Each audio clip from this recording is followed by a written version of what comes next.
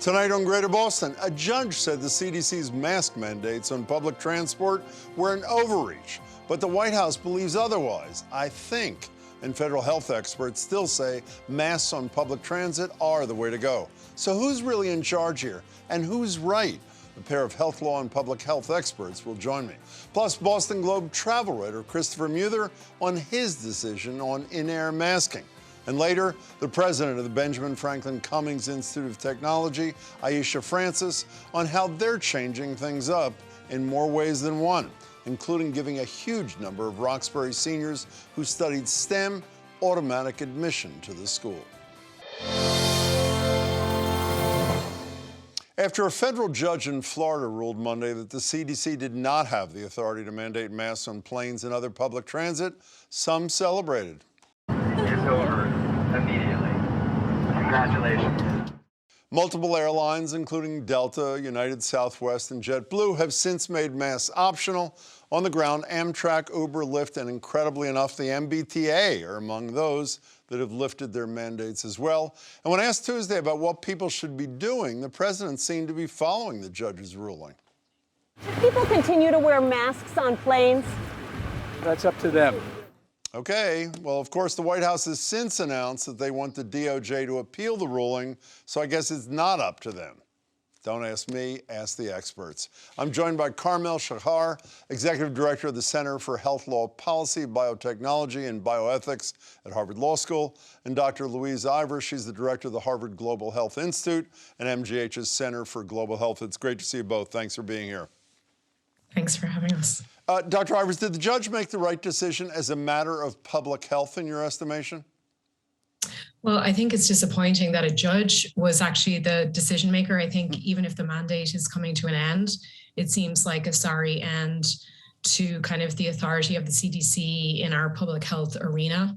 You know, I had been happy that the CDC had decided to extend for a few more weeks the mask mandate.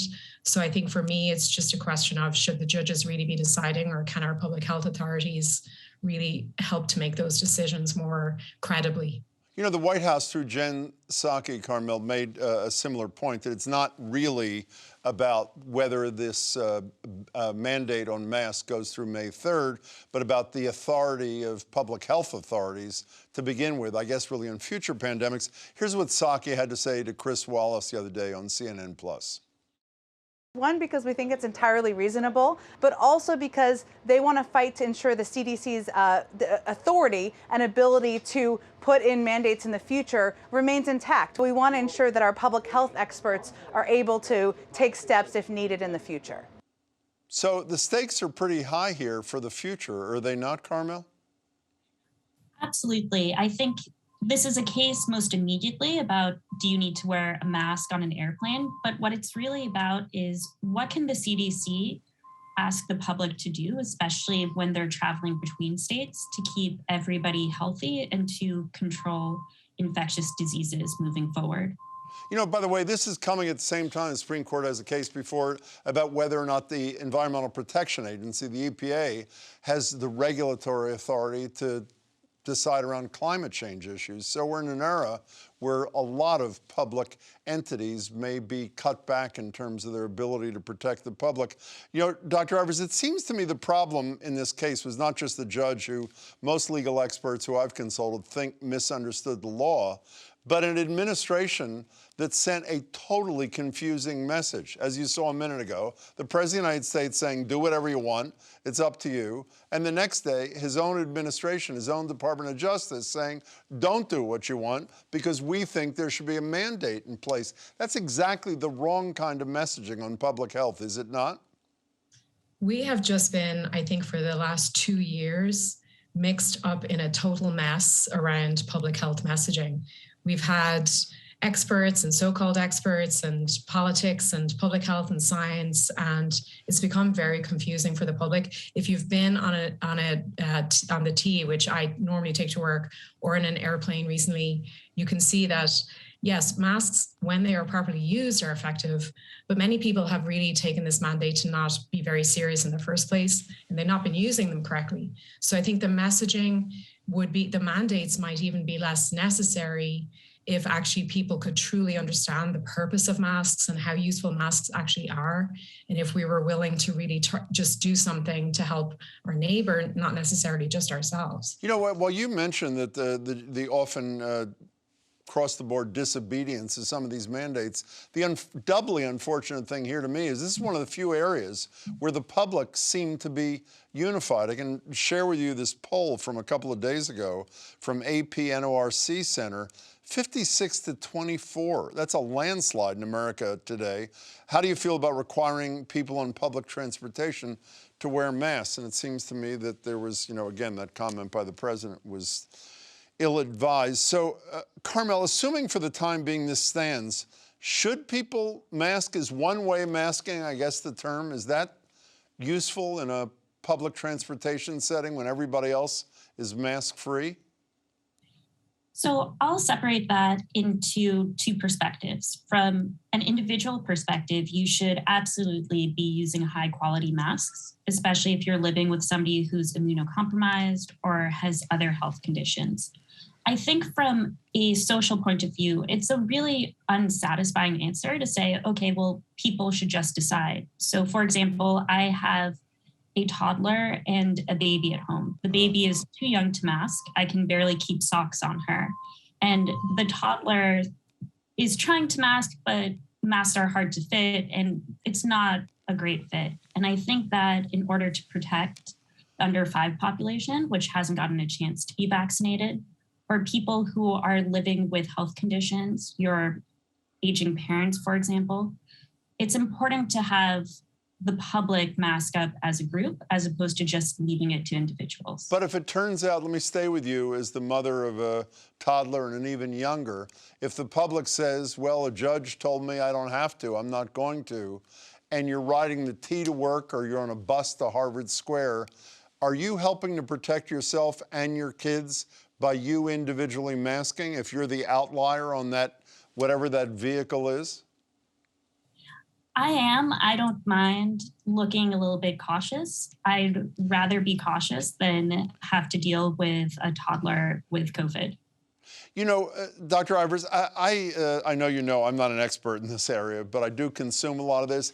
I don't get the indecision, the delay on this thing at all. I'm listening to a report on National Public Radio this morning, and here's what they said about airlines. Yeah, there's great ventilation and circulation when the airplane is in the air and the wheels are up.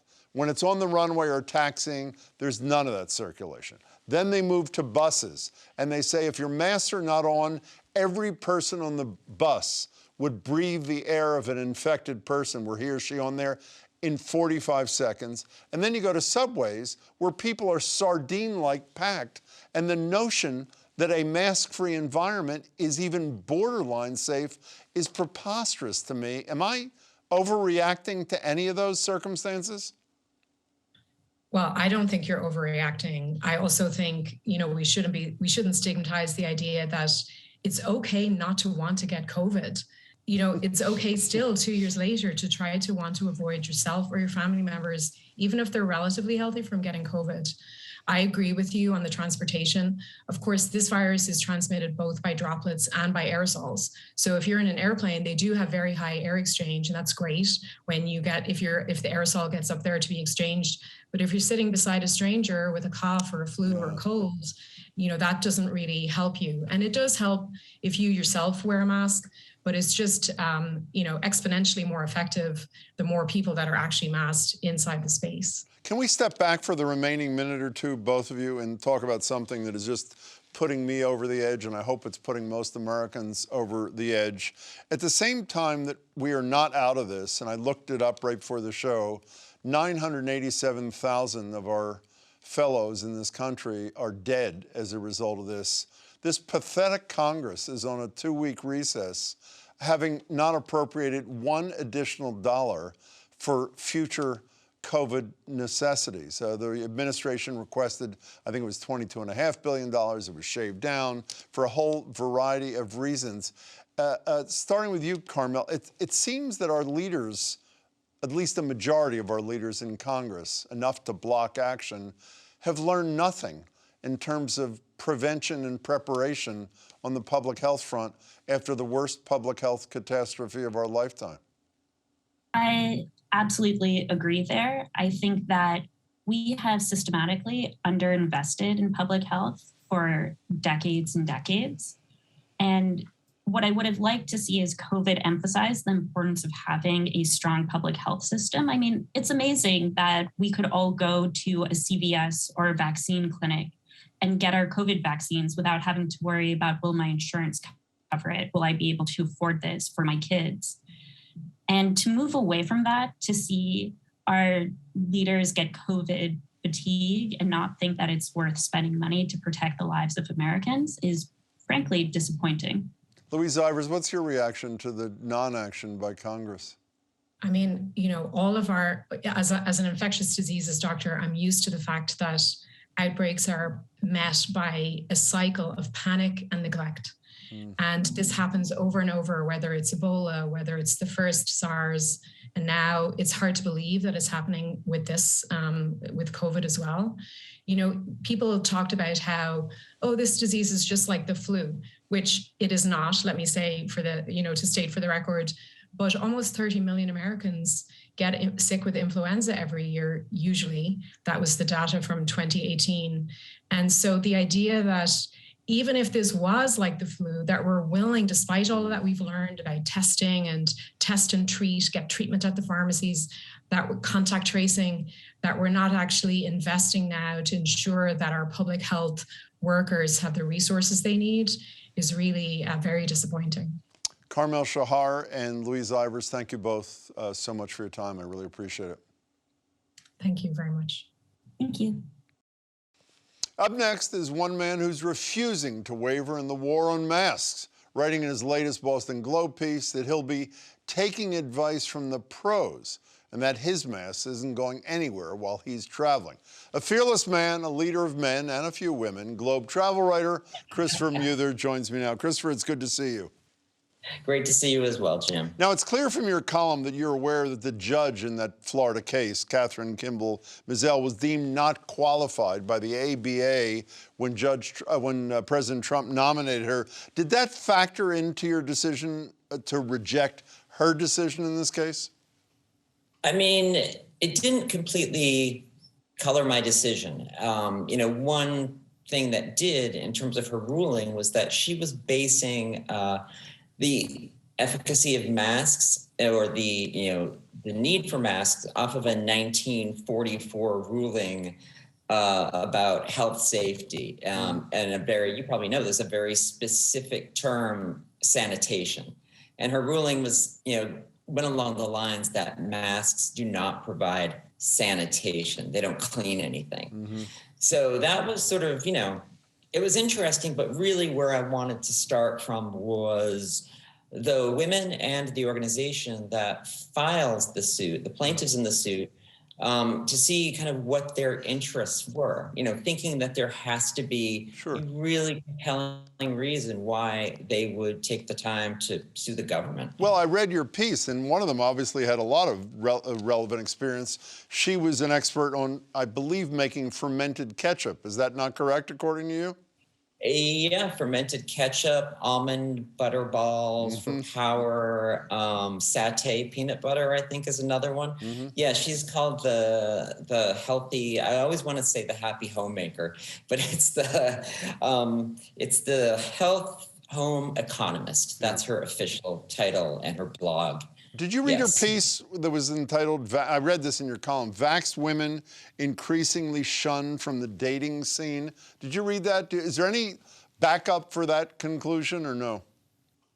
Absolutely not. And from just my experience of talking to friends, it's people who aren't vaxxed who are feeling like, they're being shunned. Because now, in addition to putting what their hobbies are and their health, and people are saying they're vaxxed. And anyway, the things, one of the things that she said is 6 reasons why I'll never buy an electric car. And price was not one of them. Yeah. So, she is stridently anti-vax. Mm-hmm. And that's kind of, what struck me is. Well, what struck Sorry, you? go ahead. Oh, you mean that was her, but that's, I mean, you're entitled to be a plaintiff and be anti-vax. I mean, what's it called? The Health Freedom Defense Fund, I learned from you, the head Yes. of it believes that Bill Gates is implanted what exactly? This is one of the plaintiffs too. What did they implant exactly and where? Yeah, you get vaccinated and in the vaccination is your health record that can be tracked. Or your vaccination record, I'm sorry, I don't want to misquote her. That can be tracked. So, along with all of those factors is kind of going back to why I want to wear a mask. When you think about how this decision was made, the three plaintiffs in the case, there's one woman who was actually diagnosed from her doctor as having, panic attacks and anxiety from wearing a mask. The healthy home economist was not diagnosed, but she filed suit for fear of having a panic attack. Which I say in the story is like me not filing taxes for fear of owing money. Yeah, well, there's no basis to it. And again, stridently anti-vax. Again, completely her allowed to have that opinion, but nothing to do with wearing masks. On a serious note here, and this has been fairly serious, the thing I don't get, I just showed to a couple experts in the field, unlike you, that 56 to 24, the American people overwhelmingly support the requirement of masks on public transit, yet the airlines rushed, forget the T, rushed to say you don't have to do it. And so not only in the face of the public supporting it, but the fact that it's going to make it much more likely that airlines are going to lose staff to COVID at a time when there have been so many complaints about service and fewer flights because they don't have that personnel. So I don't understand I'm serious, what the motivation of the airlines. Yeah. Do you? No, I understand. And, for years, 2 years, this has been something that's been happening. And the airline and the travel industry really want to restore a sense of normalcy to the world. Mm-hmm. And part of that is getting rid of masks.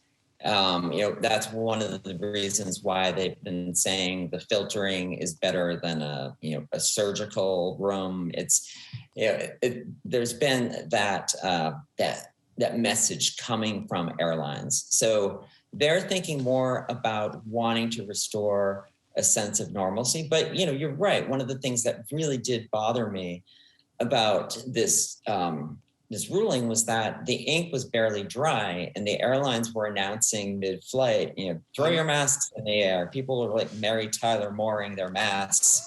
And it was just, it just seemed unbelievable. And again, my brain goes back to how this case was decided, not by people who are health experts, but someone who followed a judge who followed a 1944 law, and a couple of women from Florida, one of whom thinks that Bill Gates can track my medical record now, which he's more than allowed to, because I'm sure Facebook and Instagram can track much worse than my medical record. I'd love to continue, but wait a second. Being said, Bill Gates is saying we're out of time, so we got to go. Christopher Muther, it's great to see you. Thanks for sharing your expertise. Really appreciate it. My pleasure. Great to see you, Jim. They say necessity is the mother of invention, and the Benjamin Franklin Cummings Institute of Technology has been living proof. School broke ground earlier this month on its new campus in Nubian Square, with plans to sell its South End campus and go to a permanent hybrid learning model. Quite a feat for a school that up until 2 years ago relied heavily on its hands-on curriculum.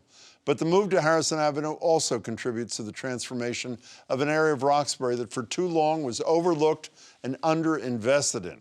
And that's not the only investment the Institute is making in Roxbury, with a recent announcement that every single graduating senior at the Dearborn STEM Academy will be admitted to a 2-year program without even having to apply. Oh, and there's that $12.5 million grant as well.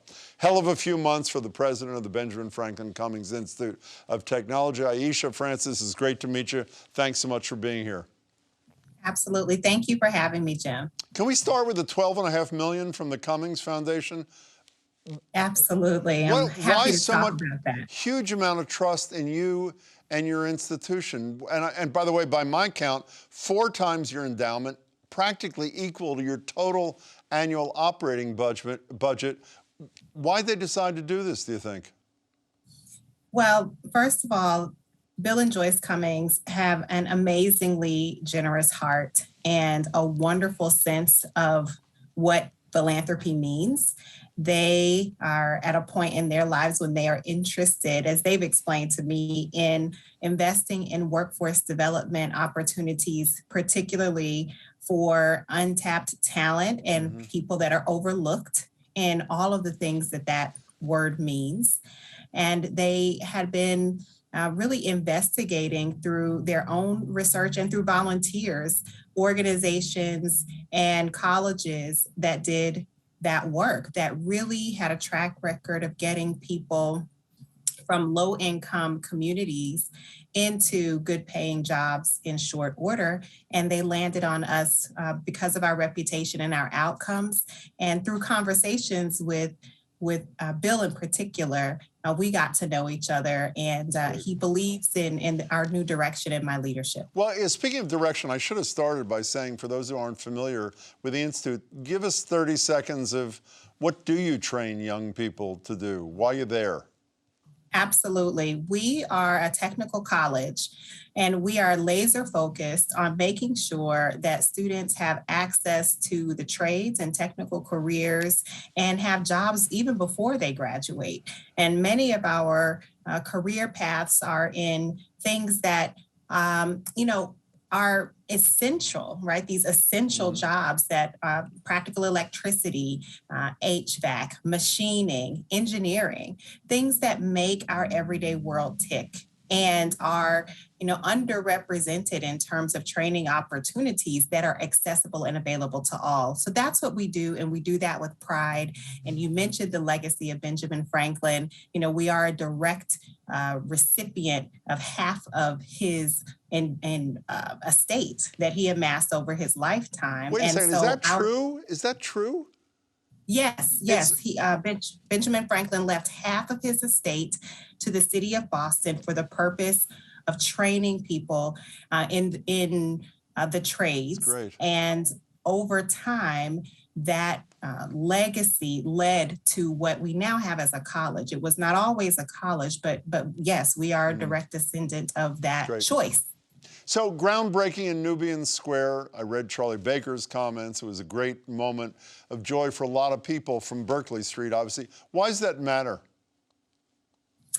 So our location is such an exciting decision, and we have so much to look forward to because, we wanted to be in an area. First, we wanted to stay in Boston because of the history that I just shared with you. We wanted to be closer to mass transit, to multiple forms of mass transit, both the T and the bus, which we are, and closer to neighborhoods where most of our students who are Boston residents come from. Half of our students actually are not Boston residents, but those who are Boston residents mostly reside in Mattapan, Hyde Park, Roxbury, and Dorchester. So it makes us more accessible than our location, our historic location in the South End. And we're part of a revitalization of 2 blocks of a neighborhood that are currently really only parking lots and derelict buildings. And we are very excited that by the fall of 2024, we will be in our new location. I'm jealous of the 12.5 million. Your location move is great, but my ultimate jealousy is someday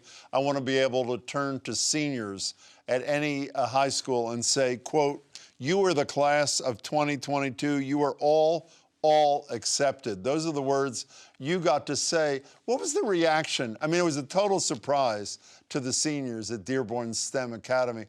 What was the reaction? You got to see their eyes. What was that like? Honestly, I think the first few seconds after we made the announcement, there was a bit of a delayed response and a delayed reaction. And then came the applause and the smiles and folks receiving their acceptance packages and all of the buzz that was so joyful and delightful to witness. And by the way, while it doesn't guarantee a full ride, I'm assuming from the Cummings money, a $100,000 grant from the Black Economic Council of Massachusetts, that will fill holes that federal student aid does not fill. Is that the expectation? Absolutely. And there are other opportunities for people to give, and we are fundraising around that effort.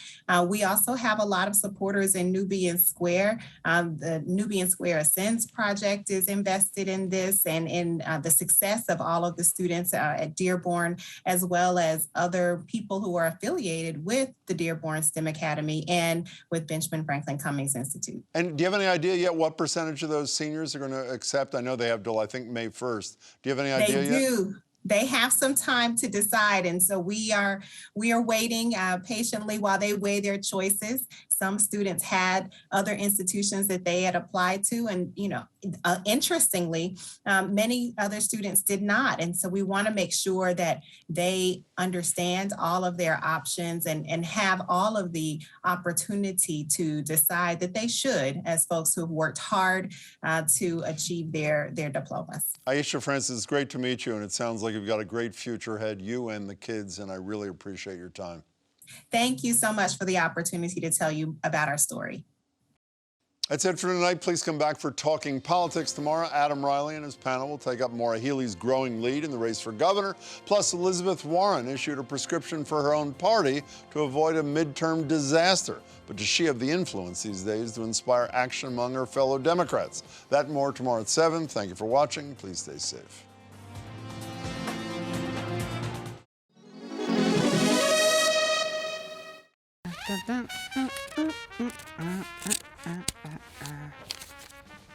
Wait, did I just commit a crime? Hey folks, I'm Edgar B. Harwick III from GBH's Curiosity Desk, where you ask questions and I find answers. Today's question comes courtesy of Betty Davis from Gloucester, Massachusetts, who wants to know, is it in fact a crime to remove these labels? Now, you find these guys on pillows, mattresses, even a lot of winter coats, and the reason why is because you cannot see what is inside of those items. Now, today, pillows, for example, are usually stuffed with feathers or cotton or some kind of synthetic material. But according to Maggie Terry, back in the day, they put some pretty gnarly stuff in the stuffing.